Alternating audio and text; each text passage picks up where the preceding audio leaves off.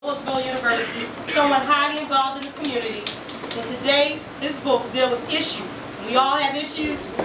Incest, hypocrisy, sexism, religion, suicide, race, homosexuality, interracial relationships, and on and on and on. And the author of our book this afternoon, Mr. Claude Parker, with Listen to the Echo and the Second Power. Claude Parker.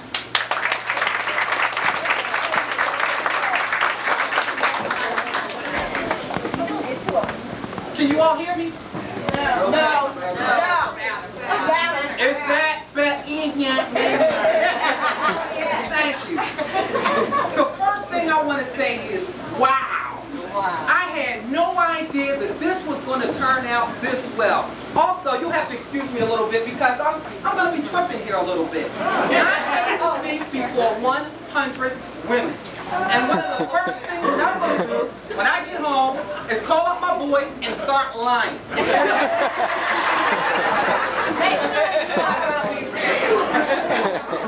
Yo, boo, guess what? It was 500 women there.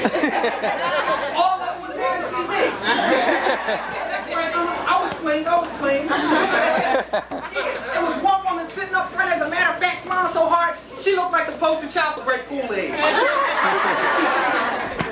Now, I'm going to share something with you all, and I shouldn't be telling you this, but here goes. Sometimes men lie. No. I know some of you don't want to. Sometimes men lie. Now, there are probably a couple of you sitting right now saying, "Oh no, Claude, Negro men never lie." Now, there might be one or two of you sitting there saying, "Claude, please, you niggas is some straight up lying mother." But you get the point. Anyway, Listen to the Echo and the Second Power are compilations of fictional letters, testaments, conversations from the African American community. They're written entirely in first person, and they deal poignantly with issues dealing with African America. Before I go into the books, I just want to give you a little bit of background about myself so you'll understand the degrees of my sanity.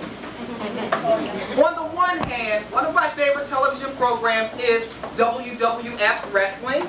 I do watch Star Trek Voyager. And I do watch Pokemon on Saturday mornings. Yes, Pikachu. Yes, Charizard. Yes, Charmander. I'm watching all of them. And you know what else? On Saturday morning, when I open up my Captain Crunch, I'm taking out the little toy and I'm putting it together. But on the other hand, my bookshelves are filled with authors like Dr. M. Scott Peck, author of The Road Less Traveled, Dr. Dennis Kimbrough, What Makes the Great Great, J.A. Rogers. If you all have never heard of the late J.A. Rogers, you should look into him. He's a prominent black male author who did a lot of research on African America prior to 1920. Also, a few things I like to do is mountain bike, rollerblade, inline skate, and one of my fantasies is to go to Spain one day and run with the bulls. But you see, I'm a light-skinned brother, so that's the white boy in me coming out. Because you ain't from West Philly talking about, yo, dog, let's go to Spain and run with a 1,800-pound animal. It's just not going to happen. Anyway, getting back to the books. Like the one I was saying, they're filled with a lot of controversial issues such as suicide, sexism, racism. One of my favorite stories is called Interviewing the Devil. It's about a man who actually got to sit down and interview the devil. Now the devil is trying to make this guy become a bad person. But as the conversation goes on, the devil realizes that he can't make this guy into a bad person. So there's one segment where he makes blood come from the guy's ears because the devil, that's the type of person he is. He just gets pissed off. Now, when I was doing the final editing of that, and I'm sitting back at my computer typing all hard and fast, my ears started to hurt, so I had to stop. I'm like, Claude, you either the devil or something ain't right with you, bro. Well, in any event, I was able to get through the story and put it in the book. There's also one called The Bathroom Mirror. We've all got a bathroom mirror, but this is the bathroom bathroom mirror telling its story, like how we're in the mirror and how we brush our teeth, how we comb our hair, because let's face it, we ain't the prettiest things in the morning in the bathroom mirror. So the bathroom mirror tells his side of the story. There's also something called, you know you're getting old when. That's primarily for black males. I'm 37 years old. Yes, I'm 37 years old. I'm also divorced. So can y'all please show me some love? On the count of 3, everybody say, "Aww."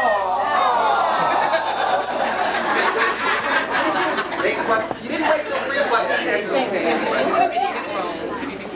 I wrote, you know you're getting old because I'm beginning to experience some things with my body that I can't do anymore. Now, even though I'm only 37, can't run with the young bucks, can't jump with them, can't play basketball, can't play football with them anymore. These things happen, as I'm sure my colleagues in back with me can attest to, because I know y'all's around my age, aren't you?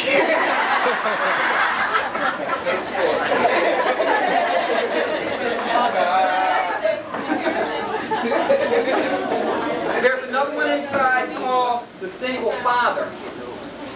I wrote that because we don't hear the male side of that story.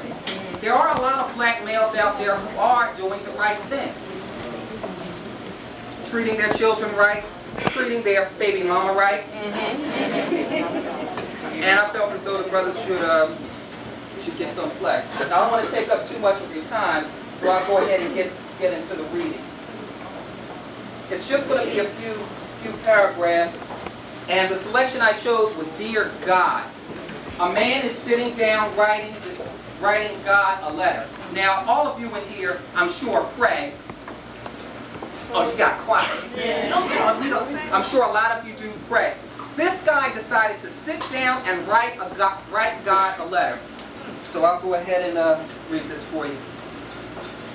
Just a few paragraphs.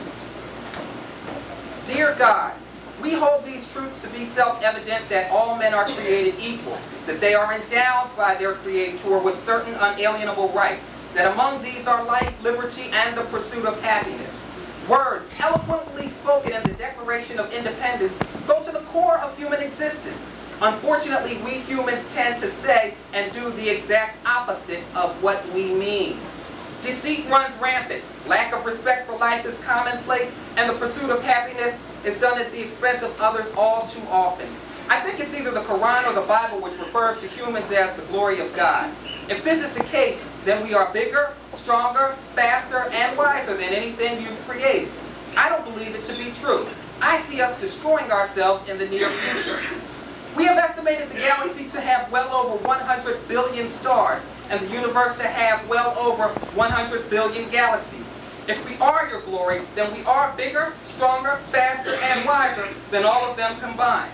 If we were in just 2% of the orders of the stars, or as consistent as the planets as they revolve around the sun, and were to open our hearts with kindness as fast as the stars move, then maybe, just maybe, we can get to be what you originally intended. Now, I'm not going to read the rest of that to you. I want you to buy it. It's deep. You will learn a little bit more about how you feel about yourself and how you feel about God. The second reading is one that I think is kind of, I know this one is funny. It's called Things That Only White People Do.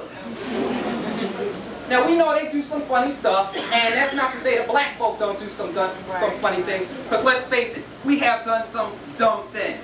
For example, during the summer months, sometimes, just sometimes, we like to double park in front of a parking space. Right.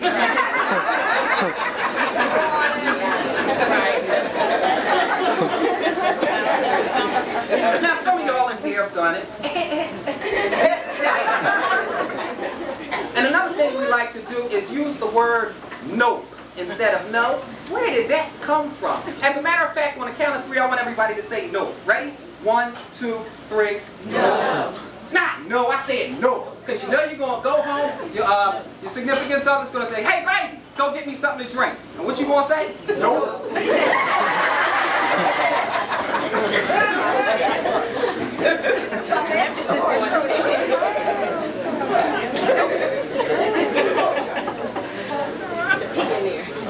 So this one is entitled Things That Only White People Do, and I'm just going to read a couple of them.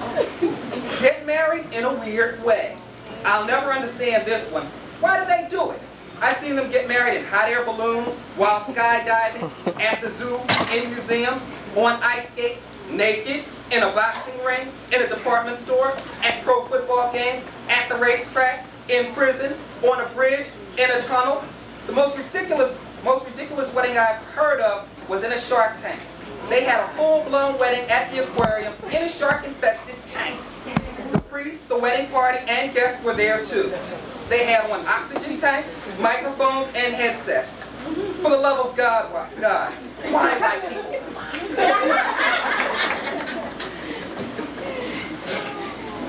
Get bothered by spirits and aliens. Why is it that the aliens only come to middle-class white neighborhoods and Midwest farm areas? They never come to the hood. White people give testaments on how aliens take them on spaceships, probe them, and take things out of them. The aliens only get the black guy and wax white. They never go after grubs. And why do spirits only bother white people? You hear about haunted houses and castles, but never haunted projects. And how come blacks don't get possessed by the devil and have their heads spin around while spitting green stuff out of their mouths and speaking in a baritone voice? Maybe it's the same reason why they only go bother Catholics. The priests are the ones who always come and get them out. Why don't the devil bother Muslims, Jews, or the good folks at First Pentecostal for Jesus Christ of Latter-day Free Blacks, missionary Republicans?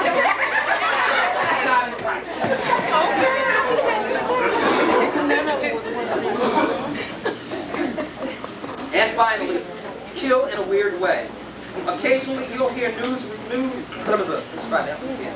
Occasionally you'll hear the news reporting something like, today in Pensacola, Florida, a man was found sleeping in his house with human body parts lying throughout. In his bed were 2 naked and headless female bodies, and inside of the refrigerator were 2 female heads. A pot of boiling hands was on the stove, along with 3 plate sets. It appeared that the man was preparing to have a meal with the bodies. And before they show his picture, every black person watching saying,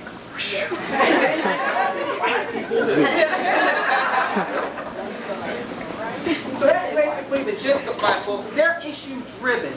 I'm really not writing about characters, plots, nor settings, but the issue being discussed. So when you buy the book, and you will, when you buy the book, focus on the issue. Look at yourselves and how you feel about that issue and how that issue represents the world. And finally, in closing, I just want to leave you with this one thought, and that is, unless you are wise enough to hear the word that is unspoken, then you cannot look deeply into the word that is spoken. For the real power is not what you see, nor what you hear, but what is unseen behind what you see and unheard behind what you hear. Thank you.